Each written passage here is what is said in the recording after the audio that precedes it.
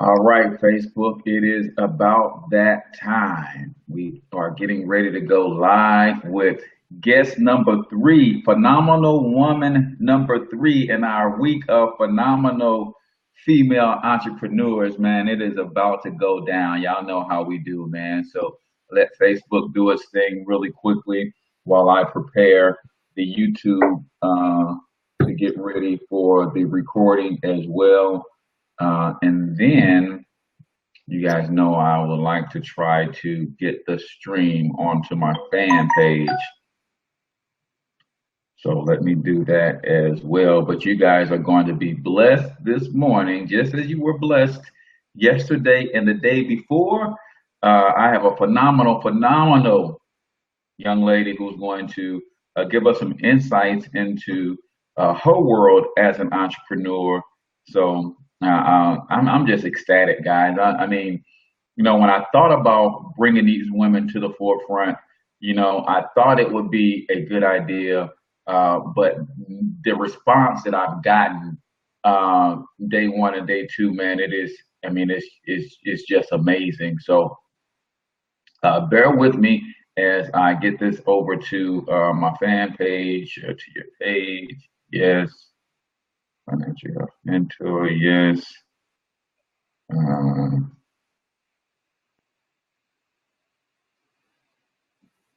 And I'm telling you,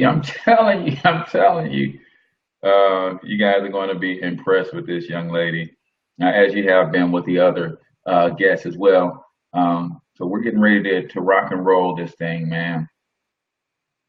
I wanted to jump on to build the build the audience a little bit before 7 so that we can then go ahead and jump right into dialogue right at 7. So again, I'm super excited about my guest this morning, and I think you guys will be too. So it is 7 o'clock. So let me go ahead and get my intro music prepared. Stop it, not yet, a little early. And then let me go ahead and start the broadcast on YouTube.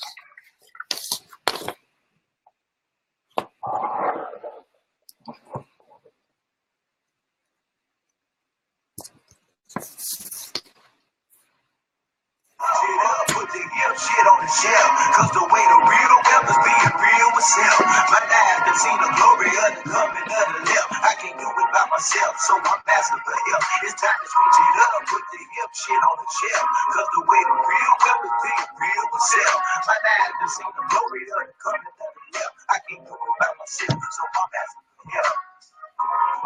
Money. All you guys is not being wealthy. Like Kanye West says, having money is not everything. Not having it is. Deuteronomy 8:18 that God gives us the ability to create wealth. Yo, it's the love of money that's the problem. You don't like money so much, why you get up and go to work? Everybody does it. I'm just trying to leave a legacy for money. It's not everything, but when you got it, you can do some cool stuff. And now, your host for Talking Money in the Morning, financial health mentor to the working class, Mr. H Cortez. Good morning, and welcome to Talking Money in the Morning Live with your main man, H Cortez, the one and only financial health mentor to the working class, where I do my absolute best to bring practical yet proven wealth building strategies to working men and women all over this great nation of ours. It is truly an honor, privilege, and a blessing to come to you guys each and every morning with Talking Money in the Morning Live. You guys have shown me so much love over the last 6 months. I am completely blown away by the comments and the private messages that I get regarding how the show has been a blessing and how my guests have helped you along the way. So I thoroughly appreciate you guys hanging in there with me as I start to, fill the show out and start to try to get better every day at what I do and bring you more and more value each and every day. Like this week of shows, as we're talking to phenomenal female entrepreneurs, right? Good morning, Ray. Good morning, Anitris. Good morning, Pam. We're talking to phenomenal female entrepreneurs, and I have a very special guest. You guys are going to be blown away just as you were blown away yesterday and the day before with Sharon Cole and Clarissa Pace. We're just going to keep this thing going. So without getting too far into the show, let me just say this. If you're watching this on YouTube, then do me a huge favor. Grab the link from the YouTube channel and go ahead and share it on your favorite platform, whether it's Instagram, Twitter, LinkedIn, wherever you like to share links. I want you to share it on your favorite social media platform. If you have not already subscribed to the YouTube channel at Financial Health Mentor, jump over to YouTube, subscribe to the channel so you get notifications when we go live or when we upload other videos and other content, because I am uploading videos to that channel all the time. Also, if you're checking this out on Facebook, do me the same favor, share the stream on your timeline first and foremost, and then when you hit the share button, you can actually invite people that you know specifically. Maybe you know some women who are struggling in their business. Maybe you know some women who are struggling with the idea of becoming entrepreneurs. Go ahead and invite them personally, as well as share it on your wall. Let's get more people involved in this conversation this morning, because as I told you guys yesterday and the day before, the world is out of balance. Too much masculinity, not enough femininity. And that's why when I had the idea for this show, I said I got to get this particular young lady on the show.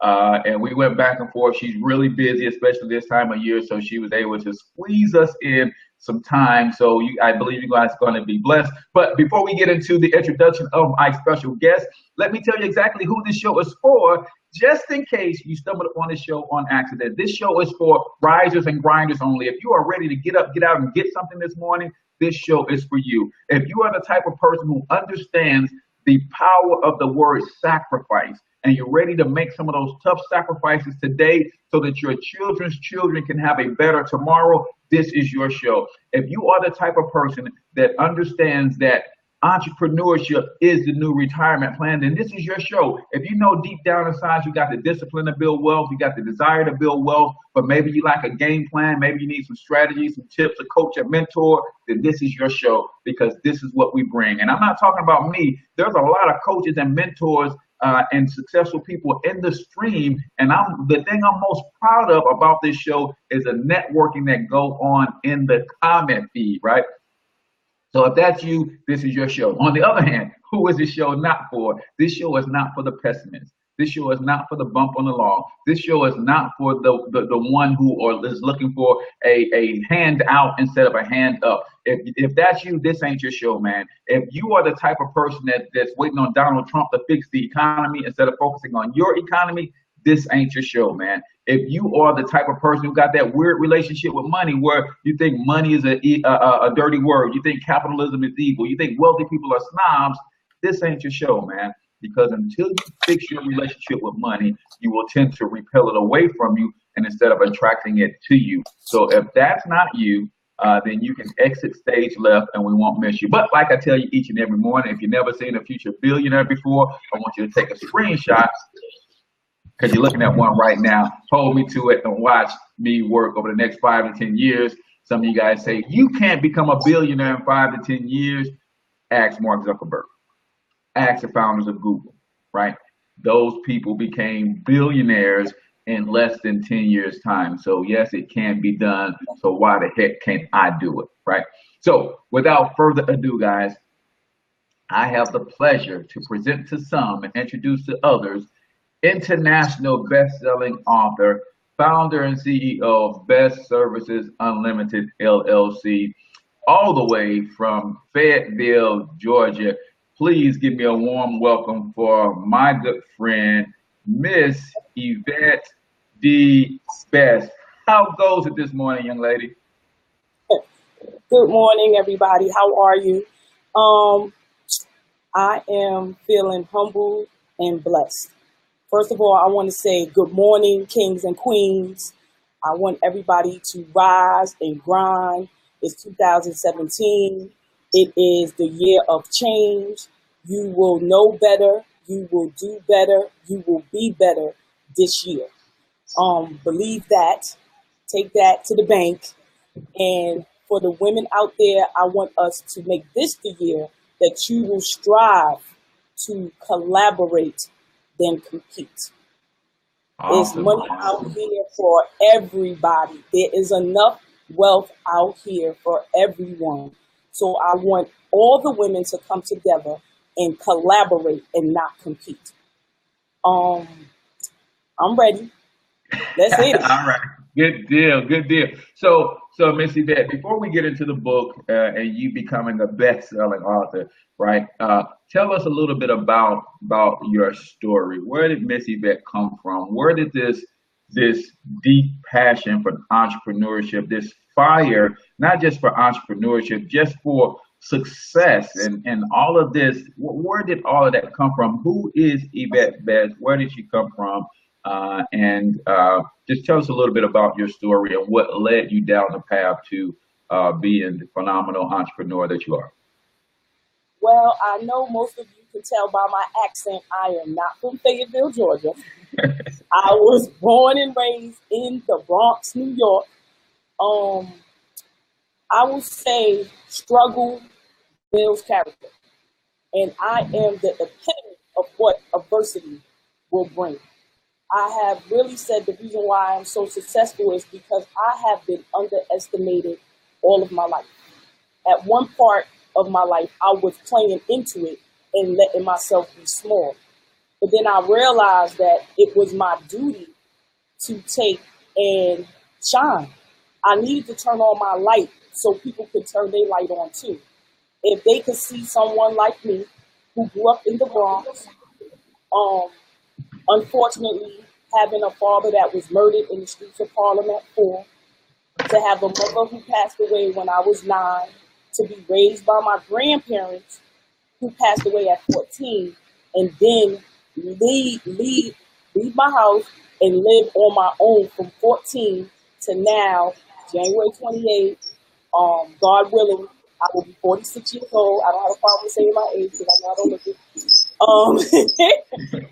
And to make it, because I was one of those people that was just like, I was living into what other people were putting into me, that I wasn't going to be anything, that I wasn't going to do anything, but it was just some kind of fire that was in me that said, I am going to be above my circumstances. There is no reason why I have to be a product of my environment. Of course, everyone doesn't want, I would wish I wouldn't have to lose my whole family to know that, but never, no one knows what path God is going to put you through to make you stronger. So I feel that through all the struggles that I went through all of my life, it brought me to this moment of greatness. I probably would not be here. I wouldn't be as strong as I am. I wouldn't be resilient as I am. I wouldn't be as resourceful as I am. I wouldn't be able to outwork everyone like I am if it wasn't for the adversity that I have faced all of my life and being underestimated all of my life.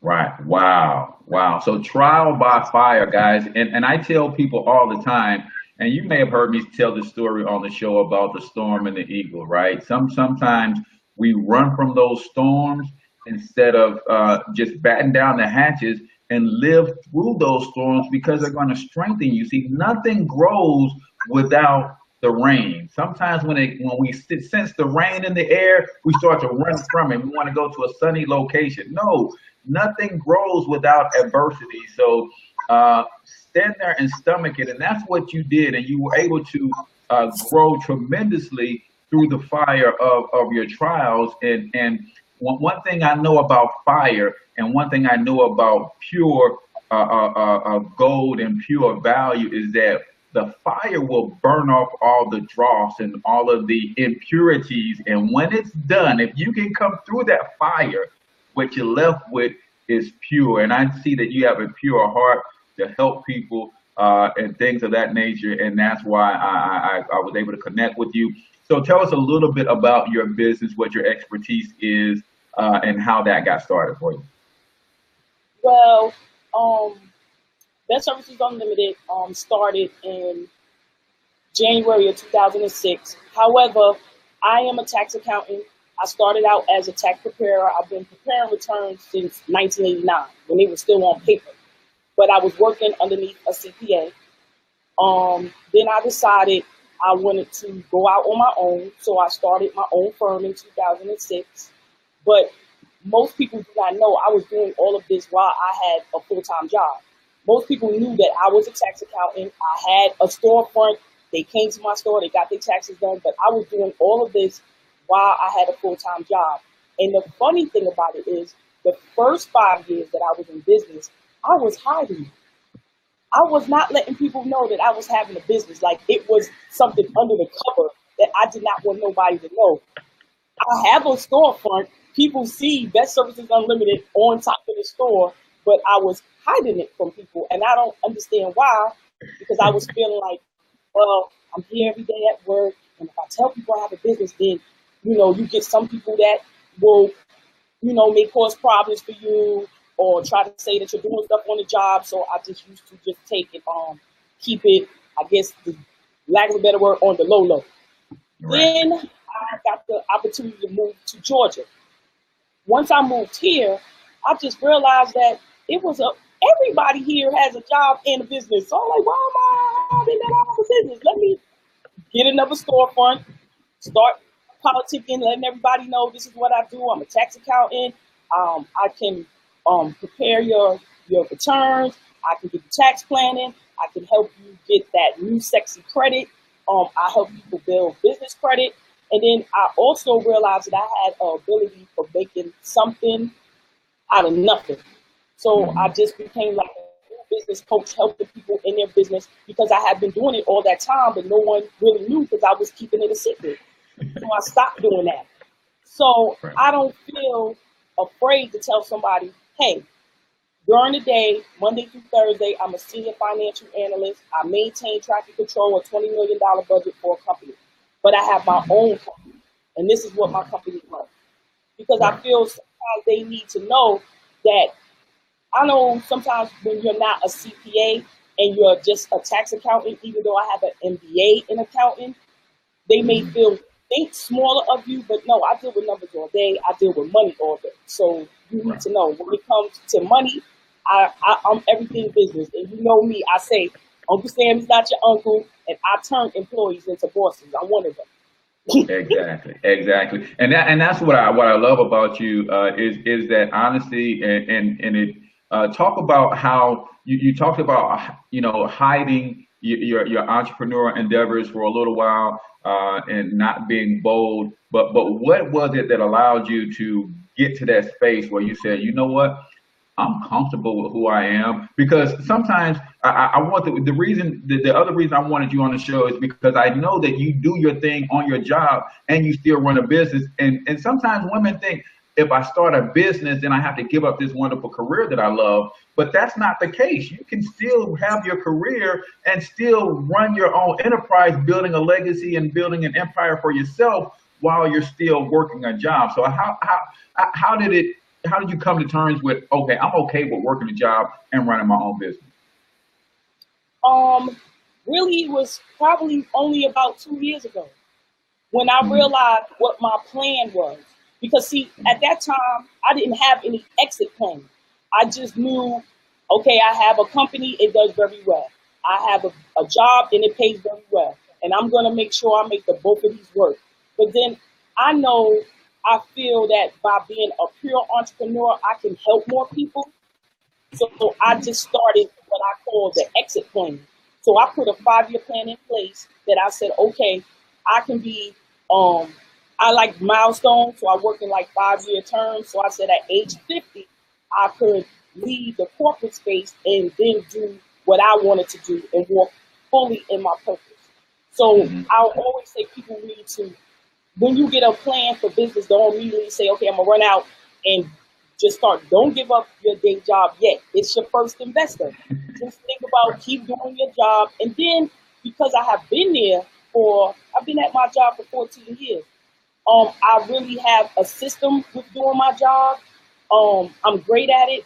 I would expect that my colleagues and my peers respect me, and they know that I have a business. And even sometimes they're asking, like, why are you still here? But I'm good with what I'm doing because the both of them don't interfere with one another. And most people know me. I have a travel vice, so I need to have an influx of cash so I can travel around the world when I like to. I'm working on that, but Right. I just came to great terms with the fact that for a little while longer, I will be a self-employed employee. Right. Good deal. Good deal. I like that. A self-employed employee. So, ladies, there's nothing wrong with you having a business. If it doesn't conflict with the job, then you can do them both and put together a plan so you can systematically exit corporate America on your own terms. So I love that about you. Now let's talk a little bit about legacy because I heard you say on one of your live streams that are you the only child of, I think you talked about something about being one of the last of your descendants. And if you don't do something different, then you, I mean, this could be the end of the line for your father's genealogy. So talk a little bit about why legacy is important from that standpoint. Well, everybody, well, on Facebook, my name is Yvette Armstrong because that is my married name. I have been married for a wonderful 20 years to my husband. Shout out to Thomas Armstrong. And we have been together since 1993. But I do use my maiden name, Yvette D. Best, and that is my name. It's not a tag name, a slogan. My name is Yvette Dion Best. And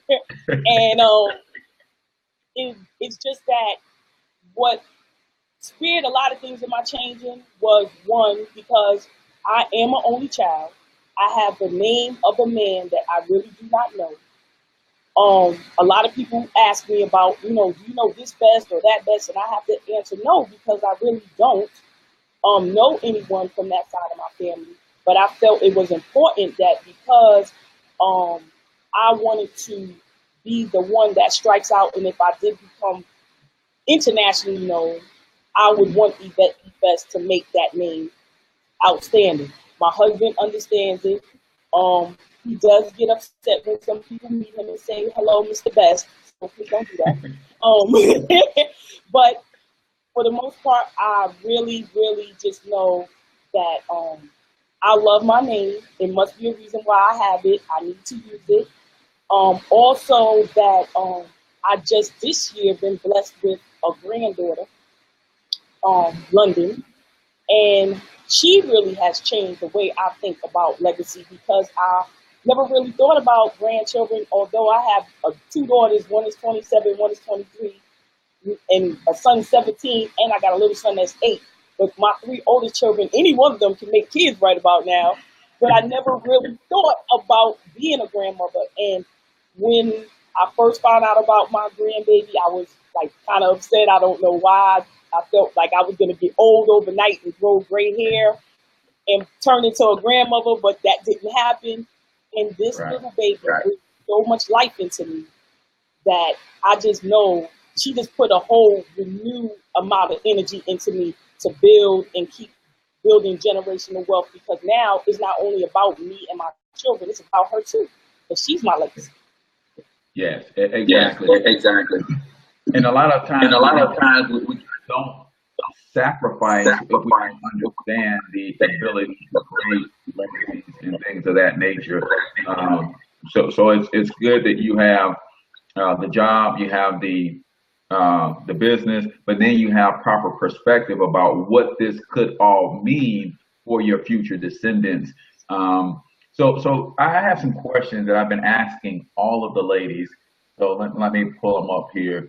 Number one, you talked about the adversity that you went through coming up, losing your parents young, and then losing a second set of caretakers young, and then being out on your own at 14, and how that helped shape and mold you. But talk specifically about some of the things that you had to overcome in your business in its infancy when you were getting that started and striking out on your own. Like you said, you were under a CPA, then you went out on your own. So what are some of the things that you had to overcome in your business personally? And then what are some things that women in general may have to overcome in order to be successful entrepreneurs?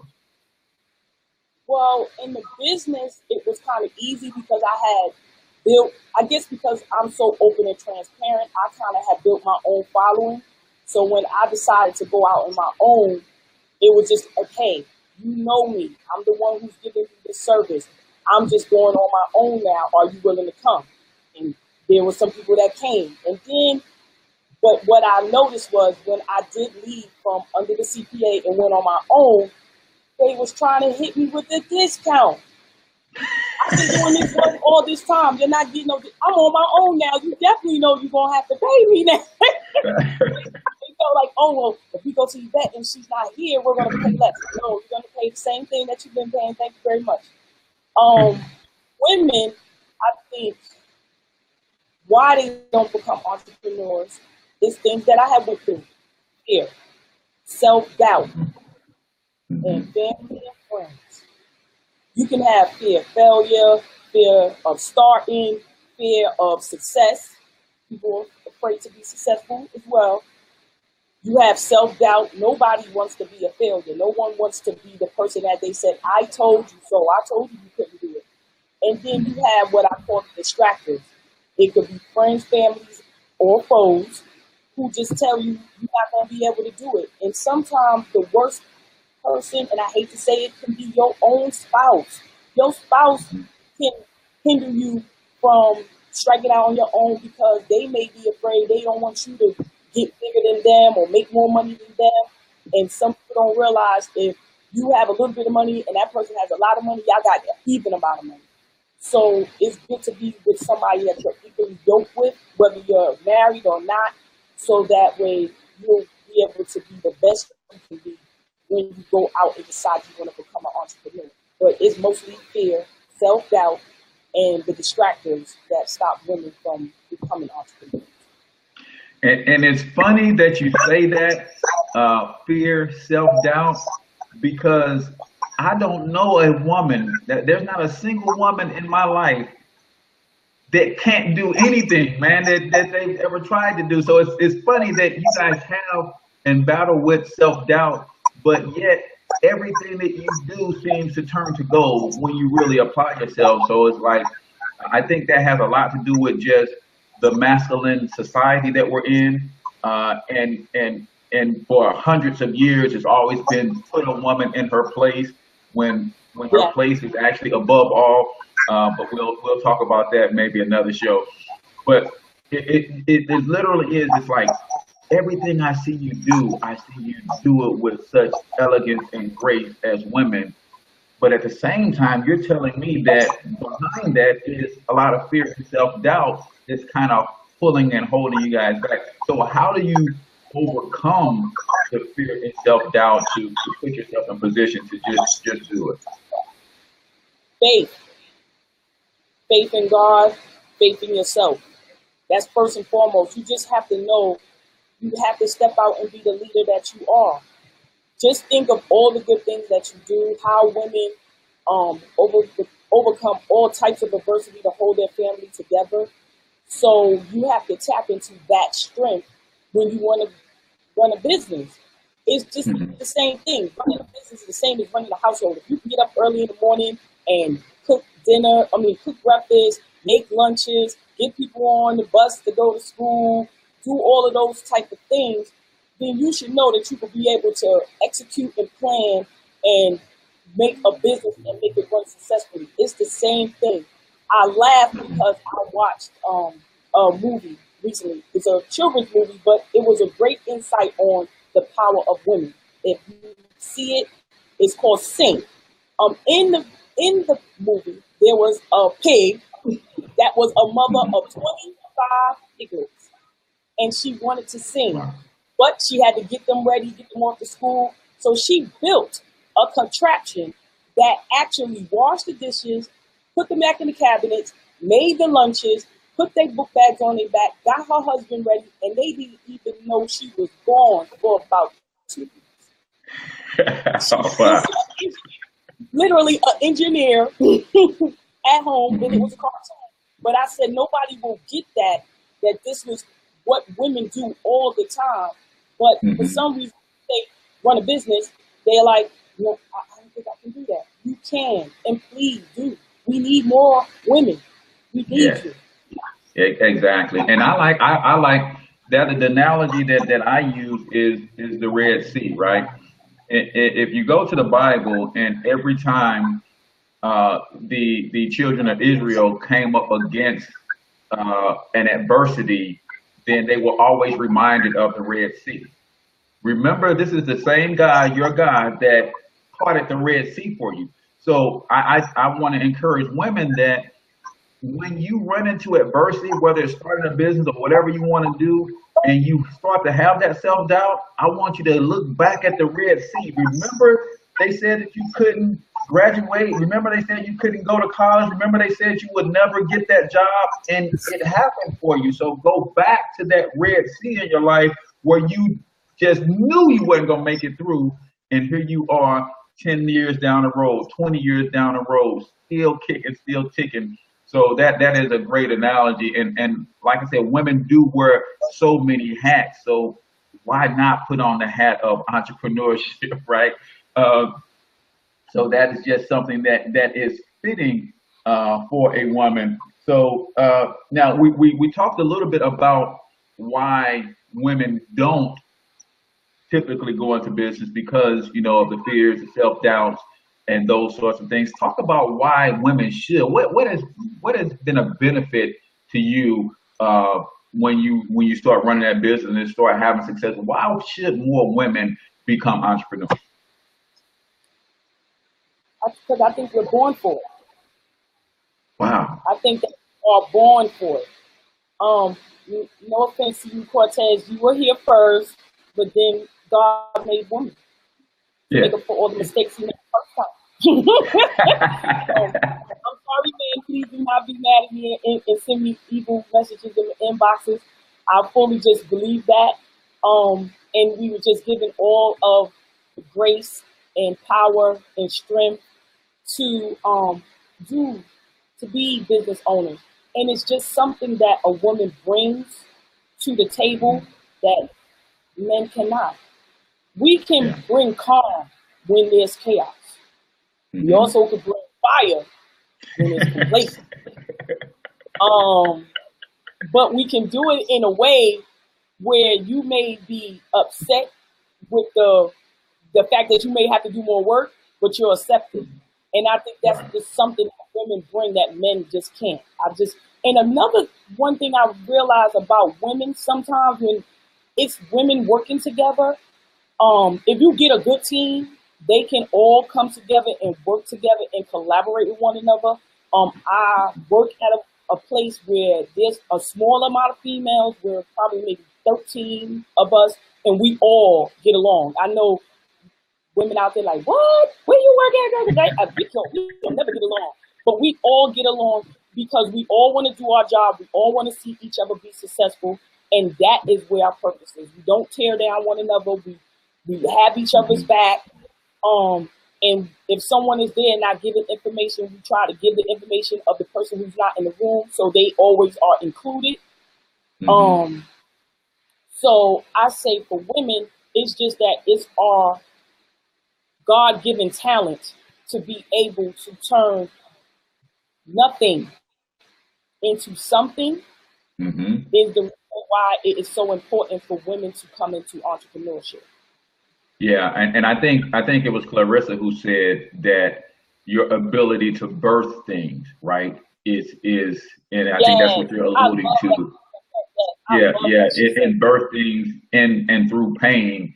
And sometimes that's what a business is that birthing process of creating something out of nothing. And sometimes it hurts going through the process and bringing it into fulfillment, but no one does it with as much grace and style as a woman. And like I said, our entire world is out of balance. Too much masculinity and not enough femininity. And that's why we are on our way to hell in a handbasket, as my grandmother would say, because of that. And you talked about being able to bring calm in the midst of chaos. We've seen it time and time again. Every time there is chaos in the world, there's a woman that's behind the scenes, or sometimes very rarely in the forefront, saying, okay, let me come and get you fellas together and right the ship, so to speak. So if we just had more balance, just period, I think we'd be in a better place socioeconomically, politically, and every other iteration of where we are on a world stage that we could be if we had more women in places of power, more women, even if not to make the decision. I think they should be the first decision makers, but even if not, should at least be included in every decision. And we know that happens a lot. They just don't get the credit for it. But more so, if they were to get the credit for it, then our little baby girls would start to see and believe and not have to deal. Imagine if we lived in a world, Yvette, where our baby girls didn't have to deal with that self-doubt from the time that they were little, and they were empowered from that time. What do you think? How do you think your life would be different if you were empowered from the time you were little versus having to overcome some of those fears and self-doubts in your early teens and 20s to help make who you are today? The one thing I would say, I probably would have been an entrepreneur faster than than at the point that I'm going right now. I would have probably never entered into the workplace. That's probably what would have happened. I would have been so concentrated on my education and using my education to build my own business. It would have never been a job. I just wouldn't have done it because I would have just known that I was able to create and I was able to do and I was able to think for myself, and I wouldn't have to be under the authority of someone else. I would just strike out on my own from the beginning. Right. Yeah, and I think so that's what we're getting at, and that's why we need more female entrepreneurs, because it empowers the young women and the young girls to know that that can be done. You got to think about what FLOTUS has done, the elegant and beautiful Michelle Obama has done for the esteem of women and little girls, in particular little Black girls. But equally as powerful would be an army of successful entrepreneurs able to pour into the lives of those babies as well. So let's talk a little bit about the book, Maximizing Your Tax Refund, right? 35 Sure Ways to Get More from Your Return Now. And one thing I said, and most people don't know that we did an interview some months back. I think it was back in October. We was on a late night, my late night show. We was chopping it up a little bit. And one thing that really impressed me is you talked about how when you have those young women who may come into your office to get their taxes prepared, and they may have 3 or 4 kids, so they get an earned income tax credit. They're walking away from your office with a check for $8, $9, $10,000 sometimes. How you try to coach and mentor them into doing something with that money where it's going to last, and they can start investing and that sort of thing. Where did that come from you to figure out that that's a void that you could feel? What lit a fire in you to say, you know what? This don't happen in the big box stores, the blocks, in the Hewitts and the places.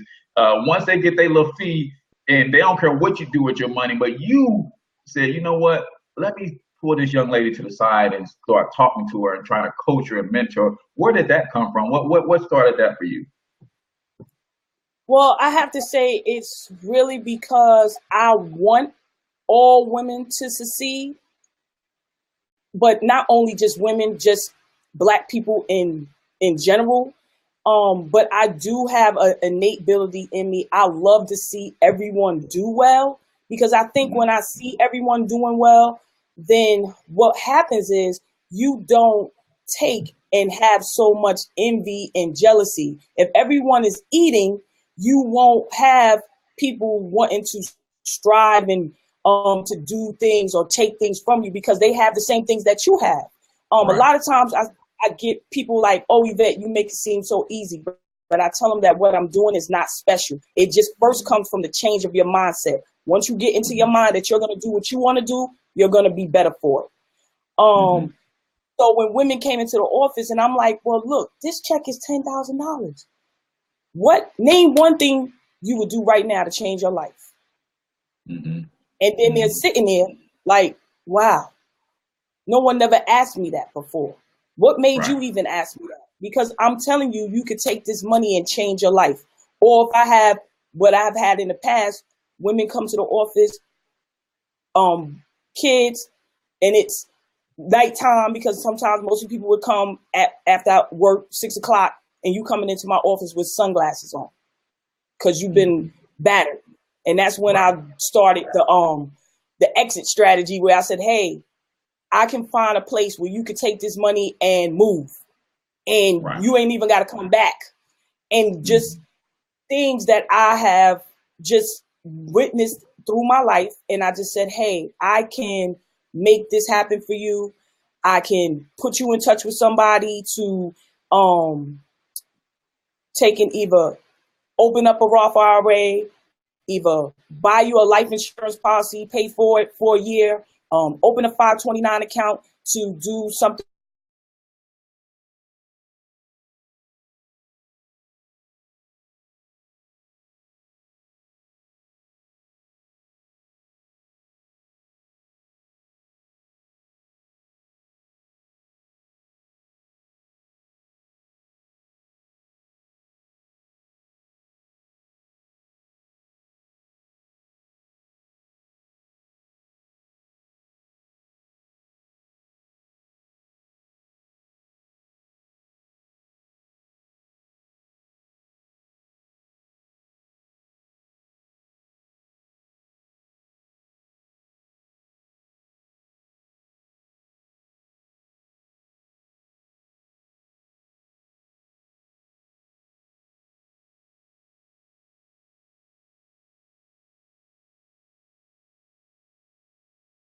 Does that?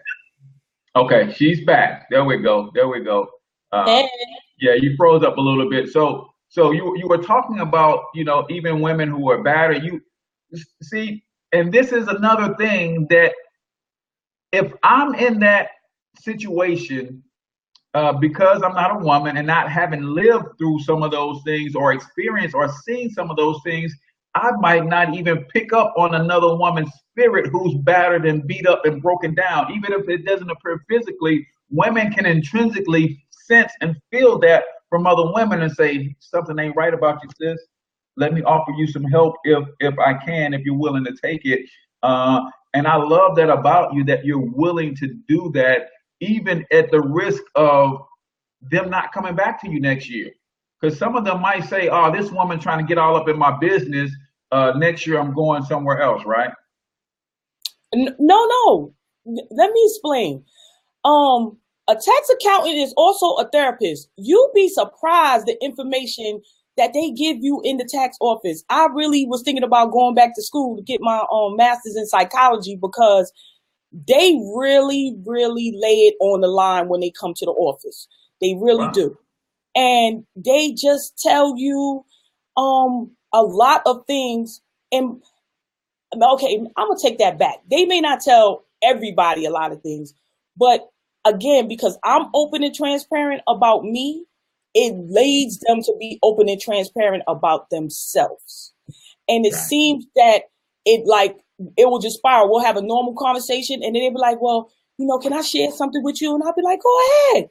And I guess they feel that the confidentiality, like a lawyer, it goes over into the tax office so they know that I'm not repeating anything that they say. And then they'll tell me what is actually really going on. And sometimes people, I'm the first person that I ever moved with their tax return was a 6-figure battered wife. Wow. That she wasn't battered when she came to the office, but I could tell she was just very nervous. And I couldn't understand why you were so nervous. And then she explained to me what was going on. And we actually worked out a plan where she moved to Reading, PA. Used her job to buy a house and then filed single and zero for a whole year, got like a $15,000 refund and went to Reading with her 5 kids. Wow. And then when I realized that was one success story, I said, I could replicate this. So then I just look for clues when they come to the office, or they come to the office with the boyfriend, but they're not following with the boyfriend, but the boyfriend is in the room. Do you need Right. me to remove? And even if they don't say something, I will say something like, okay, sir, if you're not going to be a party on this return, I need you to sit outside in the waiting room. It's just stuff that I would do because I would see she would be uncomfortable with saying it, but I don't have a problem with saying it because I feel that all tax information is confidential. And then he may even say, well, can't she allow me to sit here? I said, well, I don't feel comfortable with giving you the tax information. Even if she tells me, she could tell you after she leaves my office. And that's how I basically give them the information without them knowing. Right. Wow. That's good stuff, man. And that's what women can bring to entrepreneurship, a whole nother dynamic of not just caring for you through business, but caring for you just period as a person. And sometimes us fellas, we don't go that deep or go that far in our entrepreneur endeavors because we have this competition thing where we're just trying to make the most, be the best, and that kind of thing. And sometimes we don't see humanity, and especially in a service business, like you have the ability to serve people. But I like that you serve the whole person. You don't just serve their tax needs. You serve the whole person, and that's very, very powerful. So we are about 15 minutes away from the end of the show. This hour is really, really flying by. But I like to ask all the women, if my wife came to you and said, hey, Yvette, I'm thinking about starting a business, what 3 tips would you give her to say, okay, if you're going to lay the foundation for having your own business, stepping out in entrepreneurship, give her 3 tips that you would want her to have to start her entrepreneur endeavor off and get off on the right foot? What would 3 tips be that you would give to a woman who's looking or thinking about going into entrepreneurship? Well, one, I would tell her, don't quit your day job yet. It is your first investor. What I would tell her to do is to start repurposing her paycheck. Think of the biggest debt that she may want to get rid of that would make her feel easier if she was an entrepreneur. I know with myself is my mortgage. I don't want to not have a way to pay my mortgage. That is very important to me. I have 4 children, a husband. I like everybody to live inside of a nice, secure, warm place. That's important for me, especially from living on my own at 14 and even experiencing periods of homelessness as a youth. Having a secure place to live is very important to me. So my exit strategy was, okay, I need to take and make a 5-year plan to pay off this house. So when I go on my own, I won't have to be worrying about paying anything but property taxes. That's it. Right. That was my plan. 2, I would tell her that once she knows what the exit plan is working on, so she can exit and she's repurposing her paycheck for that purpose. 2, she's going to write down her intentions. What do I intend to do when I go out into entrepreneurship? I believe you should write it. I believe you should put it on some Post-its so it'll be around where you can see it. I believe you should say it. I also believe you should make a vision board of it because I am a firm believer of vision boards. I didn't start my tax company. I started it with a vision board. I didn't even know it was called a vision board at that time. I had just took out a piece of paper and put down what I wanted to do with my life and had it. And then things did start to manifest from it. And then I would say 3, after she has the attention, she said it, she got the vision board, 3, plan. I would take and get a great business plan together, especially if she may need some funding from the Small Business Bureau. It doesn't have to be so elaborate at first, but just plan how much do she think overhead is going to cost? How much she thinks revenue she's going to bring in? How much do she think she might have, if she has to get an assistant at first, how much it's going to cost? If she's not going to get an assistant, how much would it cost for me to get like your own secretary, someone to answer the phone while I'm doing whatever I'm doing, and take all of those costs into consideration. So that way, while she's repurposing her paycheck to pay off whatever she wants to do to be executing the exit plan, she can also be putting a little bit of money aside to say, hey, I'm going to start building me a reserve for my business. So that way, when I do strike out on my own, I don't just have to go run to the bank or secure a business loan with my personal credit. Start building.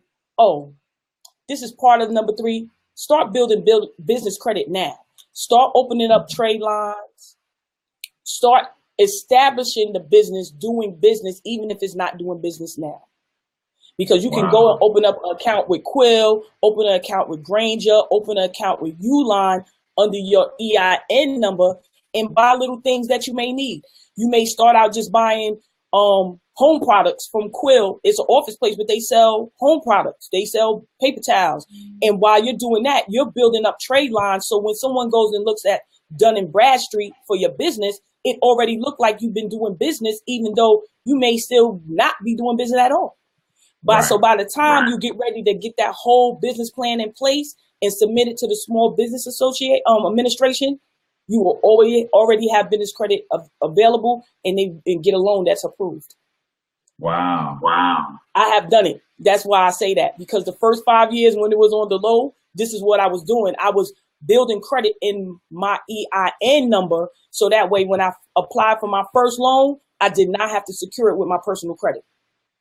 Wow. That is big. I told y'all, man, please don't give y'all some bang for your buck, even though you don't pay for the show. But you're investing your time in the morning into this show, and my way of saying that I appreciate you investing time is bringing you powerful information like that on how you can set yourself up to win in business. Even if you are on the job, ladies, you can start building a business on the side, even start building business credit before you open the doors to your business officially.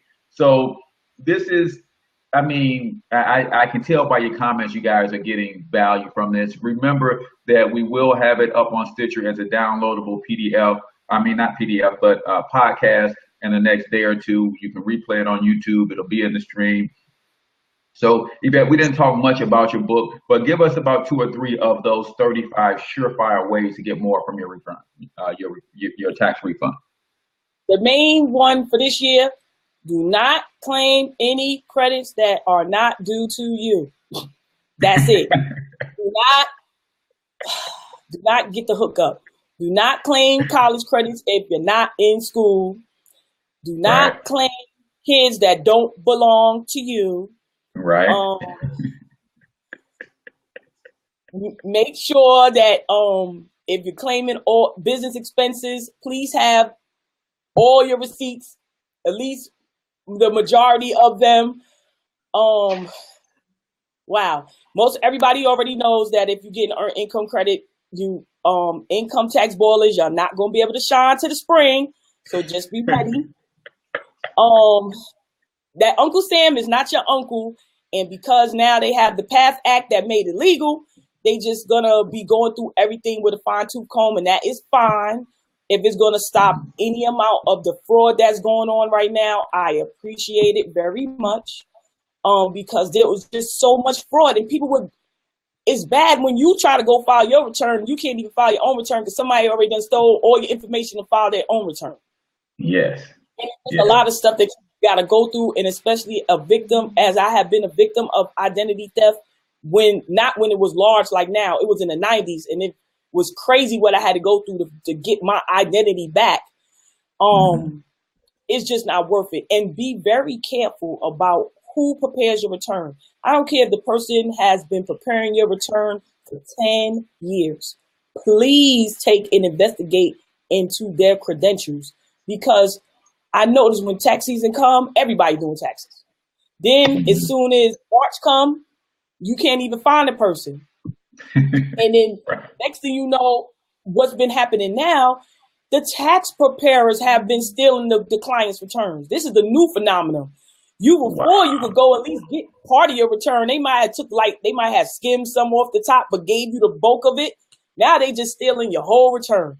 We have right now here in Georgia a councilwoman who had a large tax company and was stealing returns. It's alleged that she was stealing her tax clients' returns, and she was the councilwoman. Wow. Yeah, let that sink in. That's, that's crazy. That's crazy, man. That's crazy. So tell them where they can get the book, Maximizing Your Tax Refund. For everyone who wanted to know, there is a hardcover of the book now. There is a paperback. You can nice little pages on. You can see all in the inside. Yes, because they were fighting the Kindle. They were like, no, I don't want a Kindle copy. I want to, and I will. It is on eBay because that's where I'm selling the paperbacks from. And when you receive it, it will be autographed to you. I will sign it and put some words of encouragement for 2017. They can also order it. It's available on Kindle on Amazon. Because of the agreement that I have with Amazon, it will not be on iBook until at least February 24th, because that's the first time I'll be able to put it anywhere else as a digital format. But please go out, get the book. If you don't need it for yourself, give it to someone else. The book was actually made for people who actually prepare their own returns, just so they can learn about the credits that they're claiming. Maybe some stuff that they didn't know that they was claiming credits and they wasn't supposed to. So I'll give an example. Like, most people do not know, if you live with your boyfriend, but he is not the natural father of your child, he can claim you and the child on his taxes, but he is not supposed to claim earned income credit because that's not his child. And a lot of people do it, and then they wonder why they get in trouble because they didn't know. They're like, hey, he's with me. This is my girl. I'm taking care of her child. They live with me. But earned income credit is for either your stepchild or your natural child, nieces and nephews, but not you live with your boyfriend. Right. And talk a little bit about paying your children. That's the one that I like to talk about on the show. Yes. But you got to do it right. Yes. Team, no more allowances. Yes, team, no more allowances. You can come and file some papers for me. You can write some clients' names on some file folders for me. I can give you some labels. You can mail out my thank you cards for me, and all of that is you can pay your child to do that. And this year, I think the standard deduction is $6,300, so that you can pay them up to $6,300 without having them to file any taxes. But you have to just do it the right way. I would write up an employee contract. I would have that way you can have a set in paper of the duties that they're doing for you, how many hours a day that they're working. You want to make sure that you are abiding to child labor laws in your state. And then you want to be paying those payroll taxes. I would literally issue them a W-2, but it would be exempt because they wouldn't be making enough where they would have to file. But I would do the 941s, which is what you pay when you pay payroll taxes, and have that all set up. As you know, I do have a cheat sheet for it. I know you have the link, you can share it with them. Yeah. And just make sure you just do it the right way and have all your documentation in place. This is something that's been going on since the beginning of time. So it's not like it's something new. It's not. It's just that people have not been using it the way they're supposed to. Exactly. And we see it all the time. We go into the Asian restaurants. Their kids are taking the orders, working the cash register. We assume that that's cute, and they don't have daycare for their kids, so they're using a strategy to build wealth that we don't know nothing about. And a lot of us have home-based businesses. A lot of us have cleaning companies, barber salons, and all of this kind of stuff. And we are not employing this strategy. And when you pay your kid, they take the money and then they go pay in my kid's case, their basketball club fees. They get the basketball shoes and all. They get whatever you need them to spend that money on. They're still under 18. I'm still the custodial parent on their account, so they don't get carte blanche to the access to that money. So it cycles through their account, but then I tell them exactly what they need to do with it. So, it's just a phenomenal strategy for building wealth. Yvette, we got to have you back. We're 3 minutes to the top of the hour. So tell everybody how they can get a hold of you. What's the best contact information? I know best BSU LLC.us is the website, but tell them your phone numbers and all of your good contact information. Yes, that is the website is bsullc.us, or you can also reach me at bestservicesunlimited.com. That will also take you to my website.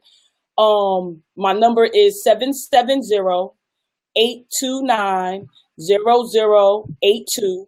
And I also like to let people know, if you purchase the book, it comes with an 2017 tax strategy session with me. So you get to talk to me for an hour about anything that you want to know is reference to taxes, business. I leave it carte blanche because I do know a lot about different business topics. So I let that hour be open to things that they may want to ask me about. They may want to ask about nonprofits because they know that that my husband owns a nonprofit that I set up for him. So I just leave the hour open for whatever they may want to discuss. Gotcha. And then you said on eBay, how do they get the hard copy on eBay? Well, I guess the link is on my page, but you can also just go to eBay and type in "maximizing your tax refund," the name of the book, and it should come up. Okay, so search the book on eBay if you want the paperback copy. I've got to get mine. I bought the Kindle, but I don't own a Kindle, so I'm gonna go get the paperback copy too. So I was gonna tell you, all you have to do is put the Kindle app in. Like, a lot of people have Apple products. They're all team Apple, but you can get a Kindle app inside of your iPad and read Kindle books. Please believe me. Good deal. So guys, I told you, a week of phenomenal female entrepreneurs, man. So you guys can see why we need more of this. This doesn't come out of the heads of men. It does not, man, just period. So we need more female entrepreneurs. Yvette, I thank you so much. I know you're a busy woman, and you gave us an hour of your time, and we appreciate it. I think everybody on the stream appreciate it. Show your appreciation by going to eBay and copping the book, guys. Show your appreciation. And when you reach out to Yvette, because she also sponsors my show. So anytime you reach out, say, hey, I learned about you from Financial Health Mentor, that lets her know that when she sponsors my show, her advertising dollars are going and doing what she wants them to do. So I'm going to end the show, Yvette, but I want you to stay on if you got a couple minutes, because I got to set up my sessions because I got a lot of work for you to do too. But I'm your main man, H Cortez, the one and only financial health mentor to the working class. You've been listening to and learning from Yvette, the best founder and CEO of Best Services Unlimited LLC, international best-selling author of Maximizing Your Tax Refund. Until we talk to you guys tomorrow, I want you to get your money up because you absolutely can do it. Peace out, people.